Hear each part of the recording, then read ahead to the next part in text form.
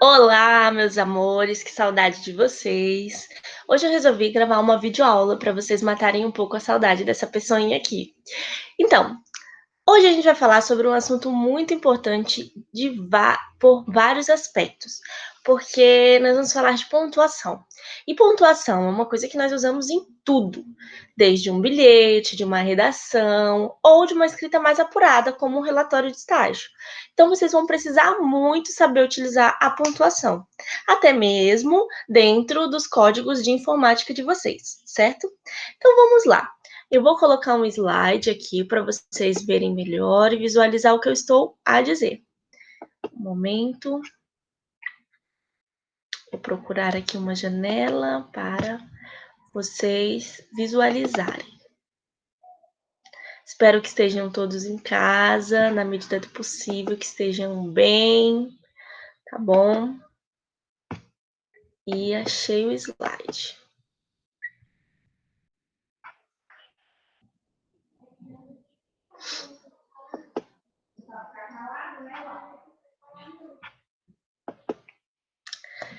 Isso mesmo. Conteúdo, pontuação, é isso que nós vamos falar hoje, certo? Eu, como vocês sabem, sou a professora Andressa Viana. Para começar a falar de pontuação, a gente precisa entender para que serve a pontuação, né? Em primeiro lugar, pontuação ela serve para alguma coisa. Eu coloquei aqui no slide que é empregada na escrita para tentar recuperar recursos específicos da fala, tais como entonação, jogo de silêncio, pausas. Vejamos, para nós colocarmos entonação, é preciso, na hora de, por exemplo, você pega recapitulando, você pega um texto para você ler, certo? E aí você precisa saber que ali está na hora de gritar naquele texto. É por meio da pontuação que você tem que saber que aquele momento ali vai mudar o tom, né? Vai saber uma entonação maior, uma entonação melhor. Você deve falar mais baixo, você deve sussurrar, você deve gritar. Então, é assim que você vai saber. O jogo de silêncio também. Quando você coloca lá as reticências, o mais famoso como 3 pontinhos. A reticência, ela é um jogo de silêncio, ela pode servir para pontuar o silêncio, né? Outro, as pausas também, as pausas, né? Então, a pausa também, elas podem ser marcadas por meio da pontuação. Os sinais de pontuação, no geral, são esses que eu coloquei no quadro para vocês aqui, ó. A vírgula, o ponto e vírgula, 2 pontos, né? Esses 3, vírgula, ponto e vírgula, são sinais de pausa. Sinais de entoação são os demais, que estão aí classificados para vocês, tá bom? Então, vamos ver cada um deles para vocês poderem saber usá-los e colocar em prática no dia a dia de vocês, na escrita de vocês, tá bom? Em primeiro lugar, eu quero que vocês leiam essa frase. Se o homem soubesse o valor que tem, a mulher daria de 4 à sua procura. Se você fosse colocar uma vírgula nesse período, onde você colocaria a vírgula? Pense bem. Vou dar uns minutinhos para você. Pense aí, onde você colocaria a vírgula?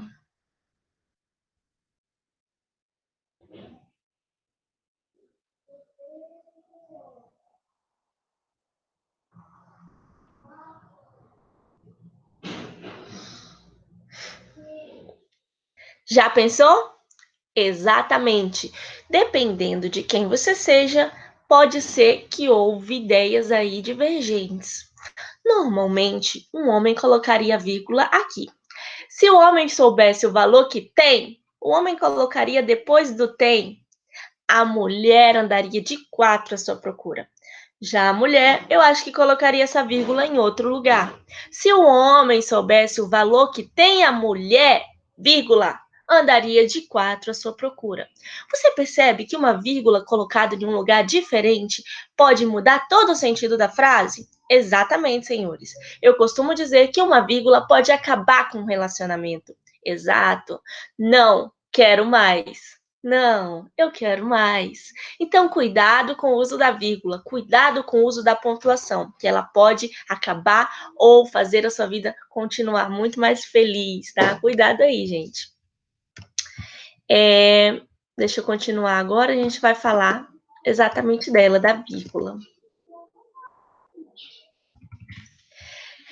Galera, eu peço para vocês terem paciência, porque a vírgula é a que tem mais regras, tá? Então vocês vão ver aqui que ela é a mais longa de se explicar por conta disso, porque ela tem muitas regras. Mas, né, depois vocês vão ver que depois fica fácil quando você começa a utilizar essas regras, quando você começa a colocar em prática na sua escrita essas regras.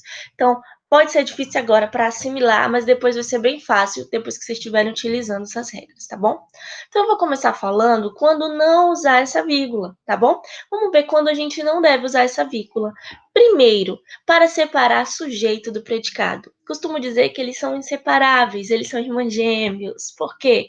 O seu sujeito, ele sempre vai ter um predicado ali e ele não pode se separar, tá bom? Vamos ver aqui um exemplo que eu coloquei para vocês. Muitos estudantes do Brasil estão se preparando para as provas, certo? Qual é o meu sujeito aí? O meu sujeito é muitos estudantes do Brasil. Esse é o meu sujeito. Estão se preparando para a prova, é o meu predicado. Eu posso colocar uma vírgula ali no meio dessa frase? Não posso, porque eu não posso separar o meu sujeito do meu predicado, tá bom? Outro exemplo de como não usar vírgula é entre os verbos e seus complementos, tá bom? Como que é esses seus complementos? Quando eu falo seus complementos, eu estou falando dos objetos, os objetos diretos e os objetos indiretos, tá bom? Então vamos lá. Andressa emprestou seu livro para sua irmã. Andressa emprestou seu livro para sua irmã. Eu posso colocar vírgula aí nesse período? Não posso, porque se eu colocar vírgula em qualquer lugar, ou eu vou estar separando o meu sujeito do meu predicado, ou eu vou estar separando meu verbo emprestar, dos seus complementos, que é seu livro, né? E para a sua irmã. Aí nós temos o quê? Um objeto direto, seu livro, e um objeto indireto para a sua irmã. Então, nós temos aí uma oração direta e indireta. Por isso, esse verbo, ele é um verbo transitivo direto e indireto, tá bom? Nós também não podemos separar sujeito de adjunto adnominal, ok? O jogador foi eleito rei do futebol, certo? Então, a gente também não vai poder colocar aí, porque esse é um adjunto adnominal. Rei do futebol é adjunto adnominal de rei, que está classificando aí que tipo de rei. Ele poderia ser rei do basquete, rei do vôlei, mas aqui eu estou falando que ele é rei do futebol. Então, do futebol é adjunto adnominal de rei, ok? Vamos passar mais um slide.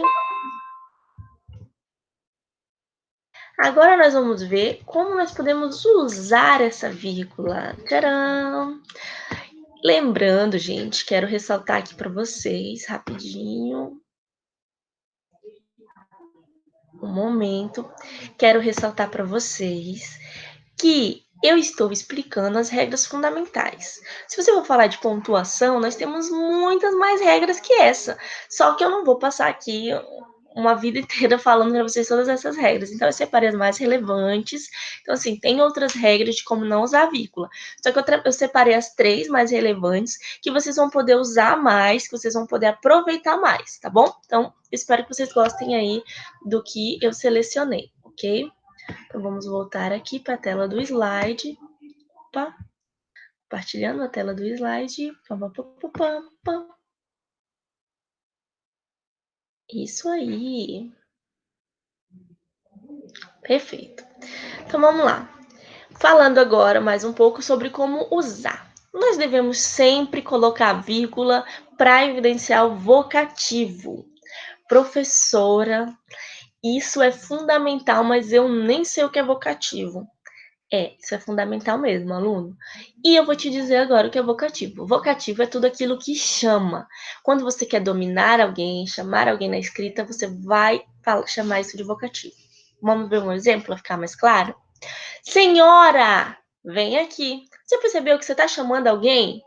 Senhora, vem aqui. Você está se referenciando alguém, você está enunciando alguém, certo? Então, toda vez que você estiver se referindo à pessoa, para a pessoa, então aí você vai o quê? Chamar senhora, Colocar a vírgula porque é um vocativo. Como o outro exemplo que eu coloquei. Querida, amo você. Tá bom? Andressa Viana, compareça ao local marcado.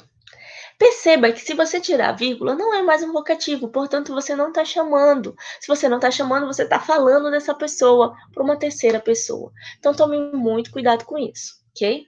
Sempre coloque o vocativo lá, depois que você tiver escrito um vocativo. Sempre coloque a vírgula, retifico, depois que você tiver escrito o vocativo. Também precisamos usar para assinalar o aposto, tá bom? Aposto é um complemento que você dá ao seu sujeito, alguma coisa a respeito do seu sujeito que não é tão relevante, que é uma coisa que você quis falar, quis acrescentar a respeito, mas que não mudará, não alterará o sentido da sua frase. Então, assim, se eu tirar esse aposto, a minha frase vai continuar tendo sentido completo, mas eu quis acrescentar, tá? Até às vezes, para ser redundante, para dar uma ênfase, eu gosto de acrescentar o aposto. Então, vamos lá. O meu vizinho, super gato, não foi à festa ontem. Eu precisava dizer que o meu vizinho era super gato? Não necessariamente, porque a informação principal é que ele não foi à festa ontem. Só que eu quis colocar super gato para que desse ênfase na beleza desse meu vizinho, que eu acho ele super gato, tá bom? Então é isso. Agora o próximo. O agente de saúde, pessoa honesta, não deixou furarem a fila. Quando eu falo pessoa honesta, eu já nem precisava ter colocado. Sabe por quê? Porque se eu falei que ele não deixou furar a fila, lógico que ele é uma pessoa honesta, mas eu quis dar ênfase que ele era uma pessoa honesta. Então eu coloquei lá o meu aposto, pessoa honesta. A gente sabe que é um aposto exatamente por estar falando do sujeito e por estar entre vírgulas. A vírgula, ela marca a presença desse aposto. Então não esqueça nunca de colocar um aposto de colocar vírgula quando você quiser expressar um aposto, ok? Próximo.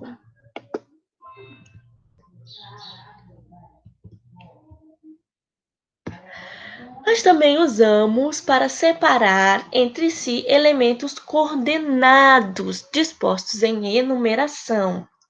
Era uma garota de 16 anos, alta, magra. Você percebe que eu coloquei enumerado características dessa garota.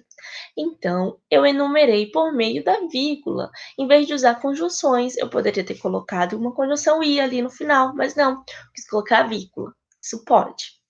Amor, paz, saúde, somente isso traz felicidade. Você percebe que eu mudei? Não está na ordem direta, que é o sujeito, depois o predicado, não, se complemento, não. Coloquei ali primeiro o inverso, ao contrário, então é a ordem direta. Sendo assim, eu comecei com a enumeração. Isso também é possível. Terceiro exemplo. A ventania levou árvores, telhados, pontes e animais. Aí, nesse caso, eu coloquei as vírgulas para enumerar no começo e no final a conjunção i. Daí eu não posso usar a vírgula e o i junto. O i que eu falo e, tá? A pronúncia normalmente é i. Então, assim, eu não posso colocar e a vírgula junto, porque os dois não se dão muito bem, tá bom? Então, eu não posso nunca colocar os dois juntos, que é uma regra aí da gramática normativa. Exceto no seguinte exemplo, a ventania levou árvores e telhados e pontes e animais. Se eu repetir esse i em todos os meus períodos, né? Todos os meus nas minhas orações coordenadas, vamos dizer assim, né? Nesse caso não é uma oração coordenada, é sim. Todas as minhas orações coordenadas, desculpa, gente. Então, assim, daqui a pouco eu explico o que é oração coordenada para quem não lembra, tá? A ventania levou árvores e telhados e pontes e animais. Se eu estou repetindo todas essas partezinhas, todos esses períodos aqui, que são a minha enumeração, eu posso colocar a vírgula e o e junto sim. Isso acontece muito em textos literários, tá? Ele é uma licença poética para ficar mais enfático, mais bonito, para dar um tom mais lírico ao texto, ok? Uma observação: eu não posso usar o ou e o nem junto, gente. Ou e nem junto causam redundância, tá bom? Não esqueçam disso. Vamos ver aqui. Próximo slide.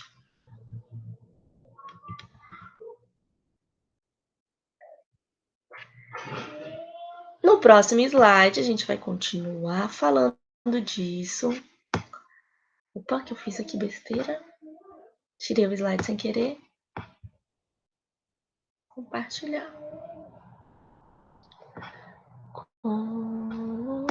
Sim. Então vamos lá.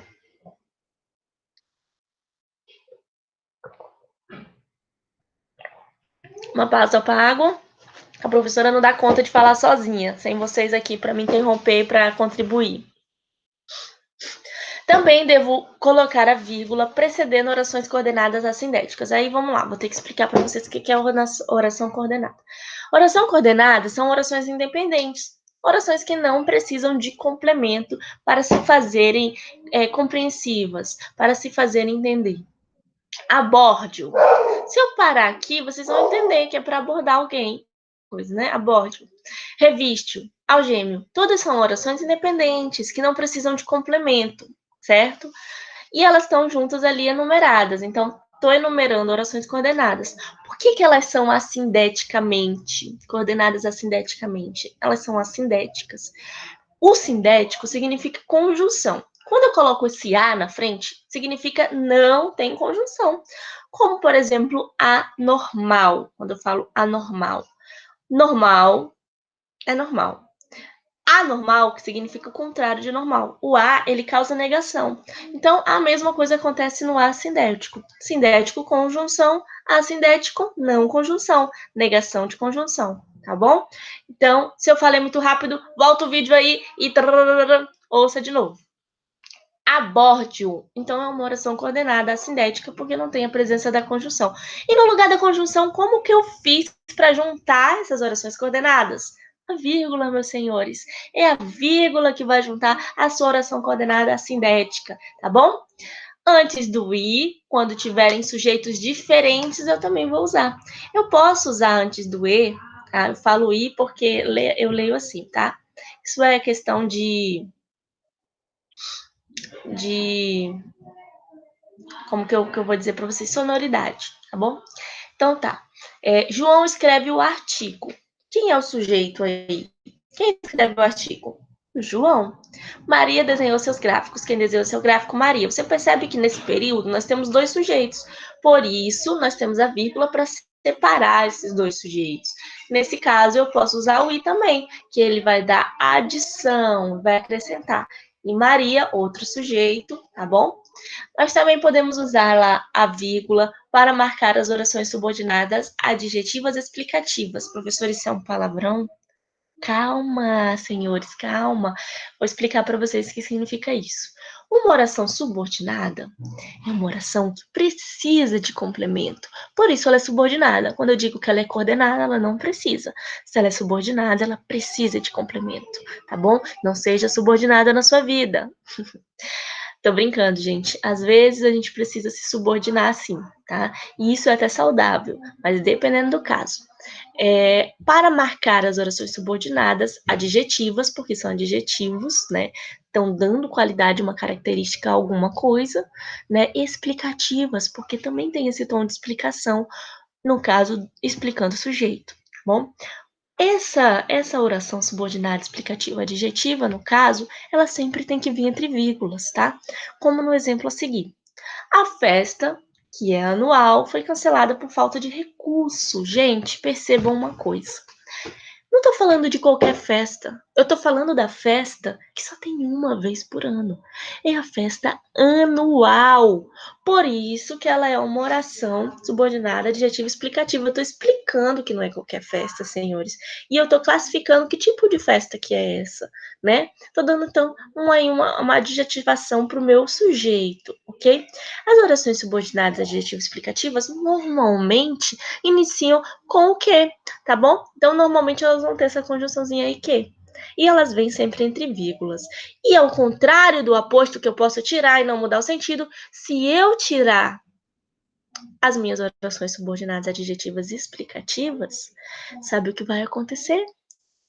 Vai mudar todo o sentido. Porque minha festa não vai ser uma festa específica, uma festa única. Ela vai ser uma festa qualquer, tá bom? Então ela muda total sentido, ao contrário do aposto que não muda nada. E é uma oração por quê? Nós temos um verbinho ali, então precisa ter o verbo também para ser uma oração subordinada adjetiva explicativa, ok? Não entendeu? Volta a fita aí, galera. É bom que o vídeo vocês podem ver 1000 vezes aí e enjoar da minha voz, tá bom? Próxima explicação. Como usar a vírgula entre... podemos usar a vírgula também entre as expressões explicativas, continuativas, conclusivas, retificativas ou enfáticas de um modo geral. Isso aqui é muito fácil. Parece complicado pelo nome enorme, mas é muito fácil se você pensar.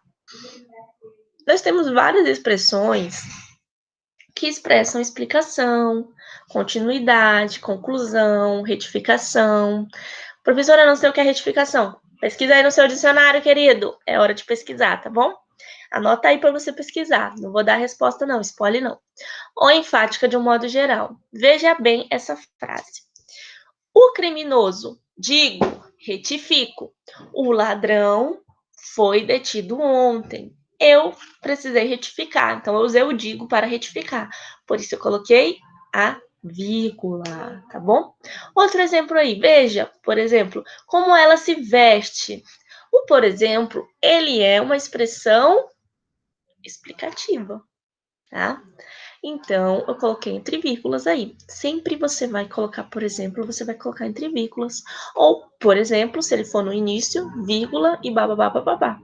Professor, eu sempre coloquei exemplo, por exemplo, e eu nunca coloquei vírgula. Você sempre fez equivocado, né, ao contrário do que prega a gramática normativa. Então, tá na hora de mudar isso, tá bom? Depois dessa aula, nunca mais faça isso, ok?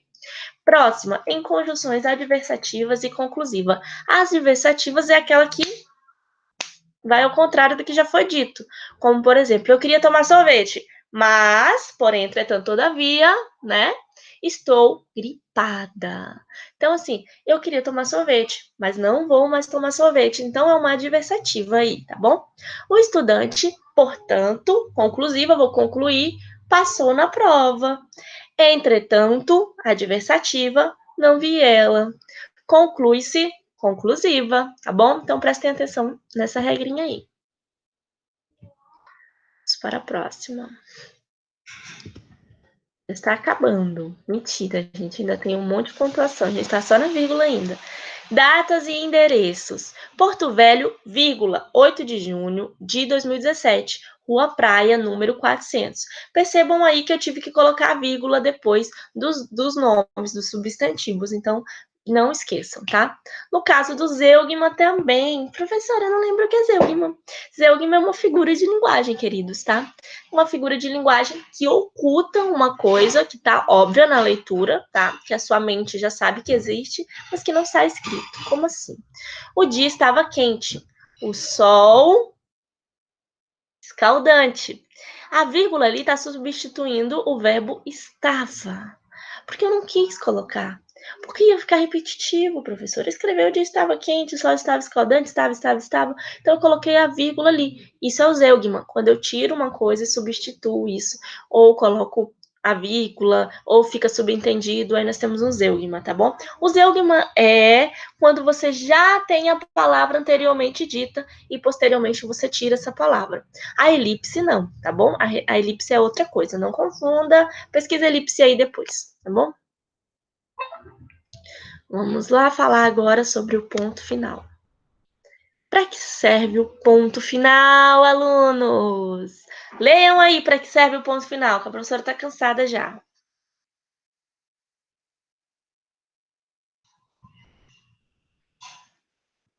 Exatamente, perfeito. Você vai usar o ponto final para essas três coisas aí. Muito simples, tá bom? Vamos para o próximo.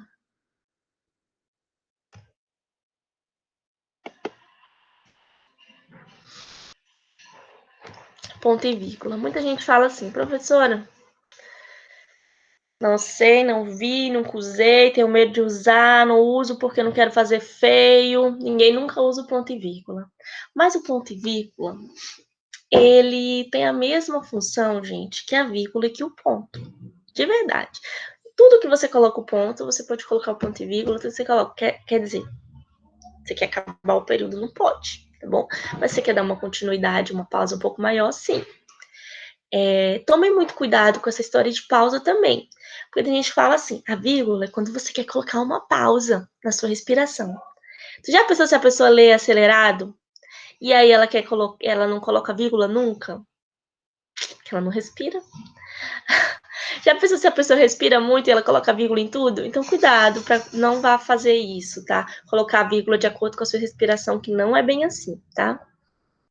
O ponto e vírgula, ele tem a mesma função da vírgula e do ponto em muitos casos.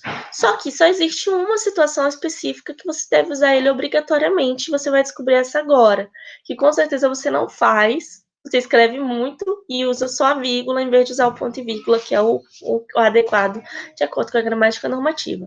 Por exemplo, preciso comprar, 2 pontos, porque eu estou enunciando o que eu preciso comprar. E agora eu vou enumerar o que eu preciso comprar. Toda vez, escutem bem, que eu vou falar bem devagar.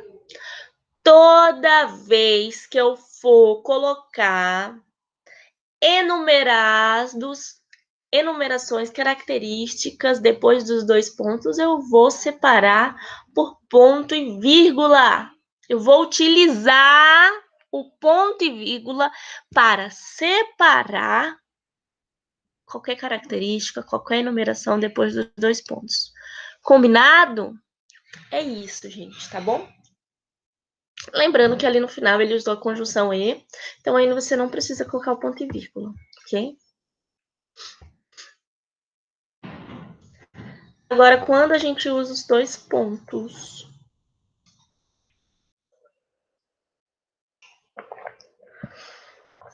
Nós usamos os 2 pontos para abrir diálogo em um discurso. Como, por exemplo, Suzana disse, aí eu vou colocar 2 pontos para abrir esse diálogo. Ligue quando puder. Para começar uma explicação ou enumerar, observe. Aí eu vou explicar alguma coisa, coloquei lá os 2 pontos. A chave da fechadura era vermelha. Lembra que lá no ponto você leu que é preciso abreviar, o ponto é servido para abreviar? Se você for escrever observe abreviado, não esquece que você tem que colocar o ponto final da abreviação e os 2 pontos da enunciação, tá? Da observação. Então, às vezes, você faz combinações de pontuações diferentes que parecem erradas, mas que não são, tá bom? Não entendeu essa parte que eu falei? Pergunta lá para mim no privado que eu vou esclarecer para você melhor. Antes de uma citação, o cara comentou o quê? 2 pontos. Eu vou colocar a citação entre aspas. Vamos dar uma pausa aqui rapidinho para falar da aspa, gente. Espera aí que eu vou colocar meu rostinho maravilhoso aqui para vocês verem. Voltei. Então tá. Eu não coloquei a aspas no slide, mas agora eu vou parar um pouquinho para falar dela. Nós vamos sempre usar as aspas para marcar o nome de alguma obra, um nome de algum texto, um título, ou para fazer citação, tá bom? Quando a gente faz citação direta, a gente tem que colocar aspas. Uma direta curta, no caso, com menos de 3 linhas, porque se for uma direta longa, a gente não usa aspas. Então, a gente usa isso.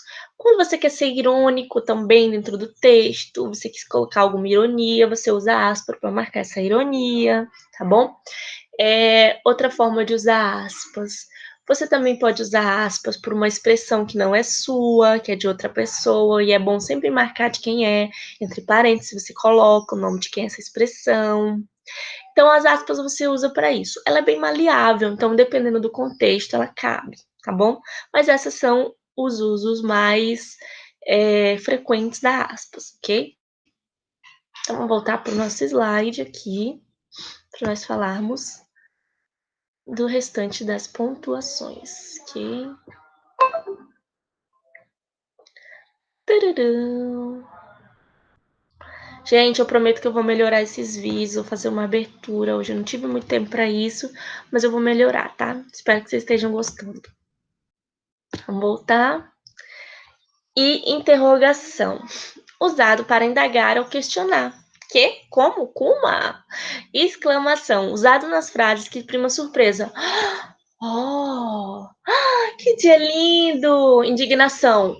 Foi, mana. Admiração. Nossa, como você tá linda. Susto. Tudo isso aí, gente, são essas expressões que exprimem surpresa, felicidade, indignação, admiração, tá? Então, tudo isso a gente usa aí a exclamação. Por isso, a exclamação é muito importante na hora da leitura, gente, tá? Muito importante mesmo. Porque dependendo, se você colocar um ponto final, eu vou ler como uma afirmação. Se você colocar como uma exclamação, aí eu vou dar um sentido diferenciado para ela, tá bom? Reticências, que servem para suprir palavras, textos ou até mesmo indicar que o sentido vai muito além do que está expresso na frase. Como, por exemplo, Ana gosta de comprar sapato, bolsa, roupa, calçado, reticências. Significa que, além disso, ela gosta de comprar muito mais, tá bom? Não sei. 3 pontos. Preciso pensar no assunto. Aqui eu dei uma pausa, um pouco enfática do não sei. Preciso pensar no assunto. Então, eu já não leria direto, não sei, preciso pensar no assunto. Eu não leria assim. Eu leria dando essa pausa maior de pensamento, tá bom? Próxima. Parêntese, queridos, o parêntese, parêntese. Os parênteses são utilizados para isolar explicações ou acrescentar informações acessórias. O funcionário, o mais mal-humorado que já vi, fez a troca dos artigos, tá? O parêntese é para não deixar meu perigo muito longe, meu período muito longo. Muito longe é ótimo, muito longo. Porque eu sei que às vezes, se você colocar tudo que você quer lá, vai ficar enorme, vai ficar horrível, vai se perder na narrativa. Então eu quero acrescentar sem fugir do meu foco, vou colocar um parêntese, tá bom? Também é usado para outras coisas, mas essas são as fundamentais dentro da escrita padrão. O travessão. Muita gente esquece de usar o travessão, né? Mas o travessão é utilizado no início de frases diretas para indicar os diálogos do texto, bem como para substituir os parênteses ou a dupla vírgula. Gente, é muito chique você usar o travessão como vírgula. No caso, só pode usar quando for 2 vírgulas, né? No caso do aposto, das orações subordinadas, adjetivos explicativas. Então, você pode usar aí outra versão, vai ficar chique, tá bom? Só pessoas muito, muito intelectuais sabem usar isso. Você, por exemplo, agora, muito descontrolada, Paula gritou com o marido, 2 pontos, abriu o travessão porque a Paula vai gritar, por favor, não faça isso agora, pois teremos problemas mais tarde. Tem uma vírgula aí antes desse pois também, porque lembrando que pois ele é o quê? Exatamente. Lembra da explicação lá da vírgula lá em cima. Vá procurar, tá bom? Vou te dar spoiler toda hora, não. Tem uma vírgula aí nesse pois, tá bom? Eu esqueci de colocar, mas tem. Antes dele. Maria, funcionária da prefeitura, aconselhou-me que fizesse assim. Funcionária da prefeitura é um aposto, certo? Então, o que que eu fiz aí? Coloquei o travessão ao invés da vírgula. Eu posso fazer isso, vai ficar legal, vai ficar bonito, tá bom? Não posso fazer isso toda hora, que também fica feio, né? Mas uma vez ou outra, para destacar, vai ficar bonito. Agora os colchetes. Ai, gente, aspas veio ali, olha, pensei que eu não tinha colocado. Os colchetes têm a mesma finalidade que os parênteses, todavia, seu uso se restringe aos escritos de cunho didático, filosófico, científico. Pode ser empregado com as seguintes modalidades. Então, os colchetes, eles são muito específicos de áreas. Vocês usam muitos colchetes, certo? Que são de redes. Mas ele não é usado numa escrita padrão, escrita normalmente no dia a dia, tá bom? Opa! Só para vocês lerem aqui, que eu já falei. Tudo isso eu já falei. Só para vocês verem aí. Dá pausa se você quiser ler. Aqui eu coloquei exemplo, olha que legal. A gente não tinha visto os exemplos, né? Como disse Machado de Assis. Citação. A melhor definição do amor não vale um beijo de moça namorada. Ai, que lindo, né, gente? Literatura é muito linda. Camões escreveu Os Lusíadas no século 16. Então, Os Lusíadas, que é um título muito conhecido de Camões, né, uma das obras riquíssimas dele, enorme. Cuidado, se for ler, dá mais de uma quarentena. Então aí a gente usou também, entre aspas. Vamos para o quarto exemplo. Mariana reagiu impulsivamente e lhe deu um não.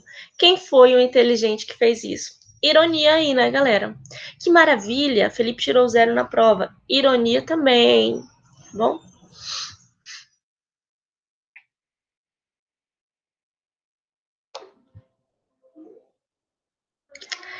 É isso, meus amores. Terminei, até a próxima. Espero que vocês tenham gostado, que vocês tenham aprendido alguma coisa, que vocês usem o que eu falei hoje na escrita de vocês, tá bom? Tô com muita saudade, espero que a gente volte logo. Beijo e até a próxima, tá bom?